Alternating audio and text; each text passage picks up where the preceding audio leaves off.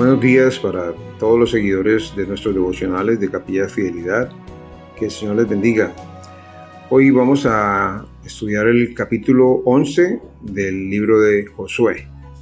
Amado Dios, muchas gracias por este día, por la oportunidad que tenemos de venir a tu palabra una vez más, Señor. Gracias por la vida de este hombre, Josué, quien decidió obedecerte y confiar y cumplir la tarea que le encomendaste, Señor. Gracias porque en su experiencia, en su obediencia, en su ejemplo, en su testimonio, tomamos muchas cosas, Señor, que nos ayudan para enfrentar nuestras travesías, nuestras luchas, nuestras batallas diarias y asumir el llamado que tú nos has hecho también para cumplir lo que has puesto en nuestras manos, Señor. Guíanos y danos un corazón como el de Josué, determinado, decidido, obediente y fiel, Señor, para seguirte y para ser esforzados y valientes también. Te lo pedimos en el nombre de Jesús. Amén. El título para este capítulo es Confiando y obedeciendo a Dios al enfrentar a los enemigos. En la primera sección de este capítulo, del versículo 1 al 5, vamos a ver una gran coalición que hicieron algunos reyes del norte de Canaán y los planes que tenían para enfrentar a Josué y el ejército de Israel. Del 6 al 15 vamos a ver las instrucciones de Dios y la obediencia de Josué. Y del versículo 16 al 23, la conquista de todo el territorio. En esta primera sección nos narra el escritor de este libro, Josué. Javín, rey de Azor, envió mensajes a Jobab, rey de Madón, al rey de Simrón, al rey de Acsaf y a los reyes que estaban en la región del norte, en las montañas, y en el Arabá, al sur de Cineret, en los llanos y en las regiones de Dor, al occidente, y al cananeo que estaba al oriente, y al occidente, al amorreo, al eteo, al fereceo, al jebuseo en las montañas, y al heveo al pie de Hermón, en tierra de Mizpa. Estos salieron y con todos ellos todos sus ejércitos, mucha gente, como la arena que está a la orilla del mar en multitud, con muchísimos caballos y carros de guerra.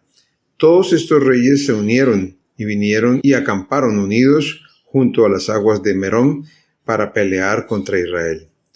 Como vemos, el panorama es un ejército muy grande, una coalición de pueblos, de naciones, de reinos que se juntaron para luchar y enfrentar a Josué, que venía conquistando el territorio en Canaán. Ya habían conquistado el territorio del sur, ahora se disponía a conquistar el territorio del norte. Recordemos que Josué está guiando al pueblo, están obedeciendo las instrucciones de Dios. Y parte de esas instrucciones es que debían acabar con los moradores de estas naciones que enfrentaban y conquistaban.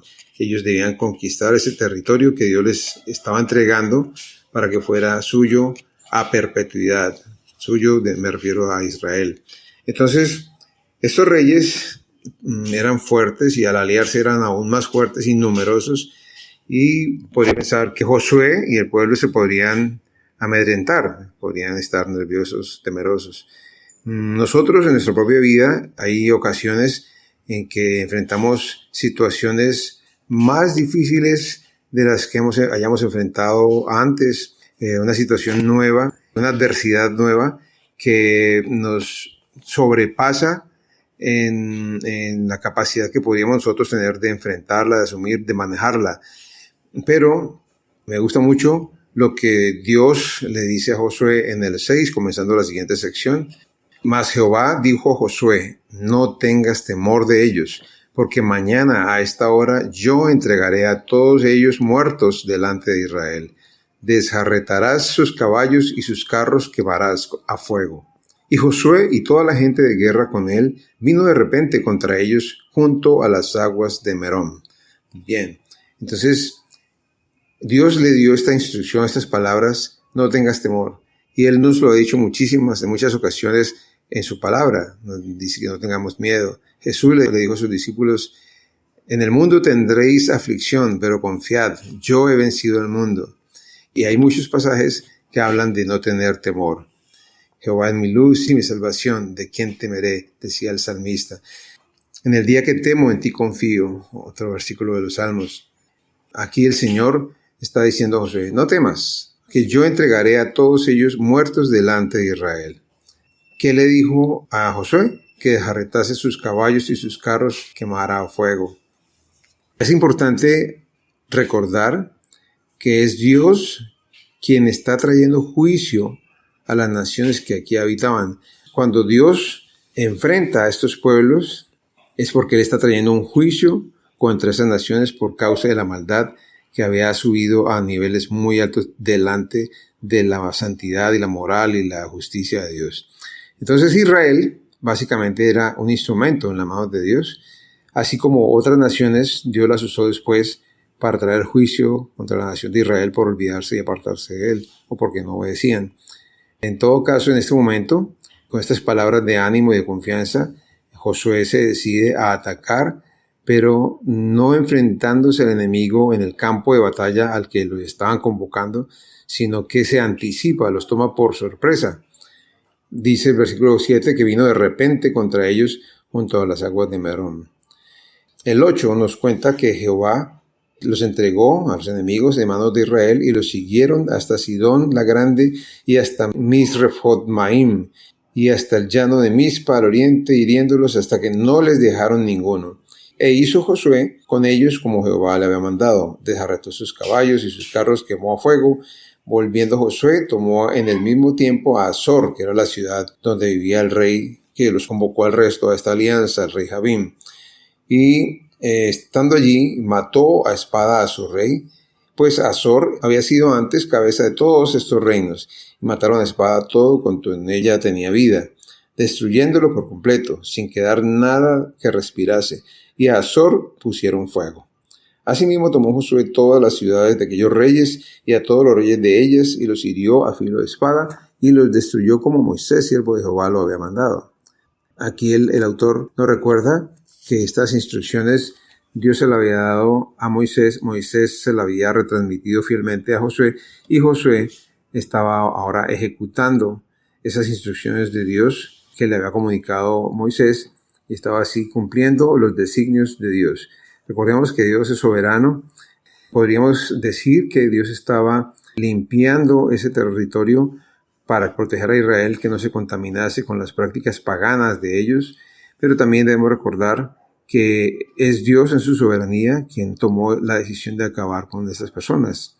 Ya habían tenido más de 400 años de misericordia, de gracia, de espera de parte de Dios, y la maldad no mermó, sino que todo lo contrario, creció al punto de que Dios decidiera acabar con ellos. Nos recuerda también un poco al tiempo de Noé, que la maldad del hombre había ascendido a niveles terribles y Dios decide acabar con todo. En su soberanía no podemos decirle a Dios que no haga esto o que haga aquello, porque Él es soberano y puede hacer lo que quiera. Pero también si conocemos la moral, la santidad, el carácter de Dios, entonces vamos a dar cuenta que esto es un llamado de atención para Israel, que está entrando a poseer esta tierra y deben conocer que Dios es un Dios santo, que es un Dios serio, que no tolera la maldad. Pero ya sabemos que ellos, a pesar de esto, no cumplieron todas las órdenes de Dios, que se mezclaron, que adoraron, que fueron idólatras y de todas maneras vino juicio sobre ellos. Pero en este momento, en esta etapa, para Josué implicaba confiar en Dios para tener la victoria, pero también implicaba una obediencia total y completa a sus designios, a sus ordenanzas. En fin, ellos tomaron para sí el botín, las bestias en esas ciudades, y a los hombres los hirieron de espada. El versículo 15 de esta sección, el último de esta sección, termina diciendo que de la manera que Jehová lo había mandado a Moisés su siervo, así Moisés lo mandó a Josué, y así Josué lo hizo sin quitar palabra de todo lo que Jehová había mandado a Moisés. Esa obediencia de Josué se traduce en fidelidad. Nuestra fidelidad a Dios se mide en la obediencia. La última sección nos habla de Josué, con un resumen de que se apodera de toda la tierra. Uno podría pensar que esto fue inmediatamente allí, pues se conquistaron la parte del sur, conquistaron la parte del norte, y uno diría, ya listo, tomaron posesión de toda la tierra. Pero parece, según los estudiosos, que tomó otros años, tal vez 5 años más, terminar de tomar toda la tierra que Dios les estaba dando en posesión y repartirlas. Entonces tomó Josué, versículo 16, toda aquella tierra, las montañas, todo el Negev, toda la tierra de Gosén, los llanos, el Arabá, las montañas de Israel y sus valles, desde el monte Alac que sube hacia Seir hasta Balgal. Allí aparece una lista de los territorios que tomaron y de los reyes que hirió y mató, y por mucho tiempo dice que tuvo guerra Josué con estos reyes. No hubo ciudad que hiciese paz con los hijos de Israel, salvo los heveos que moraban en Gabaón, todo lo tomaron en guerra. Porque esto vino de Jehová, que endurecía el corazón de ellos para que resistiesen con guerra a Israel. Esto es muy importante en esta última sección, porque nos recuerda nuevamente la soberanía de Dios, la justicia de Dios. Dios es un Dios misericordioso. En Ezequiel, Dios nos revela que Él no quiere que el pecador muera, sino que se arrepienta y viva. Dios quiere que las naciones sean benditas en la simiente de Israel. Pero en este caso, también, si continuamos leyendo, nos vamos a dar cuenta por qué Dios estaba endureciendo el corazón de estas personas. Para que no les fuese hecha misericordia, sino que fuesen desarraigados como Jehová lo había mandado a Moisés. O sea, ya Dios había determinado acabar con estas personas, con estas naciones, con estas culturas, con esta mala influencia para el Israel que iba a llegar a asentarse aquí. Ya terminando este capítulo, en versículo 21, que Josué vino en ese tiempo también y destruyó a los anaseos de los montes de Hebrón, de Debir, de Anab, de todos los montes de Judá y de todos los montes de Israel. Josué los destruyó a ellos y a sus ciudades. Ninguno de los anaseos quedó en la tierra de los hijos de Israel. Solamente quedaron en Gaza, en Gad y en Asdod.